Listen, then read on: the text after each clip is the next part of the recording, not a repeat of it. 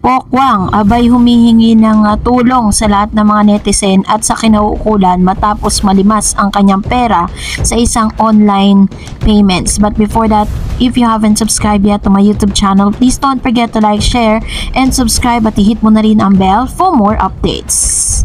Naging kontrobersyal ang pangalan ni Pokwang matapos nga na mapabalita ang patungkol sa paghihiwalay nila ng dati niyang kapartner or live-in partner na si Mr. Lee O'Brien.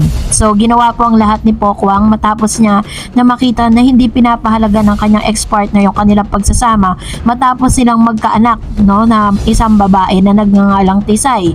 So dahil po dito ay ginawa ang lahat ni Pokwang para maitaguyod ang kanyang sariling pamilya hanggang sa ibinenta niya yung kanyang dating bahay na tinitira nila ng kanyang ex-partner at nagsimula muli ng panibagong negosyo at panibagong buhay kasama ng kanyang mga anak. Pero tila baga hindi po siya tinatantanan ng problema kasi matapos po siya makabangong muli, matapos po na ipagpatuloy niya yung kanyang buhay, ay panibagong dagok ng buhay na naman ang kanyang kinaharap sa ngayon.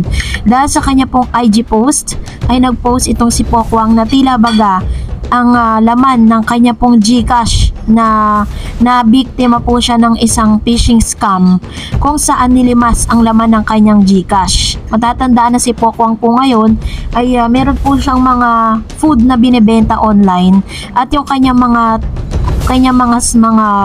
bumibili o yung mga parokyano niya ay nagbabayad online through GCash or through bank transfer. Pero hindi akalain ni Pokwang sa isang iglap yung laman po ng kanyang GCash ay bigla na lang maglalaho dahil po sa mga scam na nangyari po sa kanya. So dahil po dito ay hindi na rin po napigilan ni Pokwang na i-post yung tunay na pangyayari at talagang medyo masaklap to sa kanyang part kasi pinaghirapan niya po at pinagtrabahuan niya ang lahat ng ito. Base po sa kanyang post, the money worth of 2,000 that you sent on 20, ayun po yung ilan sa mga resibo, no, na nag-send, and biglang-bigla po na ito po yung mga resibo, all money was claimed, na bigla po siya nang i-check niya po yung kanyang GCash ay tila baga meron isang unregistered number na parang kinukuha yung laman ng kanyang GCash, no? So ito po yung pinagtatakhan niya kung bakit nangyayari po ito, samantalang kung tutuusin ay siya lang po ang may control, ni wala pong pinapadalang OTP number. And sa kanya pong post, ito po yung caption, naghahanap buhay po ako ng marangal, nagbibigay po ako ng hanap buhay sa mga single mom. Tapos isang umaga, pagkagising mo, simot ang laman ng GCash account. Iba't ibang number na hindi nakarehistro. Halos 30 numbers na hindi nakarehistro. Ano nangyayari? Registered SIM policy ngayon. Yak, binangon ko mag-isang negosyong pinabayaan ng taong inaasahan ko, pinagkatiwalaan ko. Pati ba naman dito naisahan pa rin ako, nakakayak talaga. Sana naman GCash official, tulungan niyo mga kagaya ko naghahanap buhay ng patas at nagbibigay ng hanap buhay din. So ganito po yung sentimiento ni Miss Pokwang, no? Ipinost niya sa kanyang IG, nananawagan siya sa GCash official na dapat ay bigyan po ng pansin yung mga ganitong klase ng scam. So sabi niya earlier, 14K was gone from our account, no OTP sent to me, warning to all.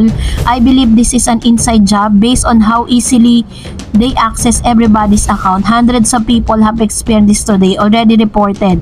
So base po sa kanyang report sa GCash, sinabi na parang marami na pong tao ang nabiktima ng scam na ito. So pagkatapos pong i-post ito ni Pokwang sa kanya pong IG, ay maging ang kanyang mga followers ay naglabas na rin ng sentimiento patungkol sa scam nga na nagaganap sa GCash. So yun po yung kanyang isinisigaw ngayon dahil almost 45,000 po ang laman ang naipon niya doon po sa kanyang pagtitinda ng mga delicacies and mga food products niya ay nilamas po ng scammer. So talagang medyo masakit po to sa part niya kasi nagsisimula siya muli eh.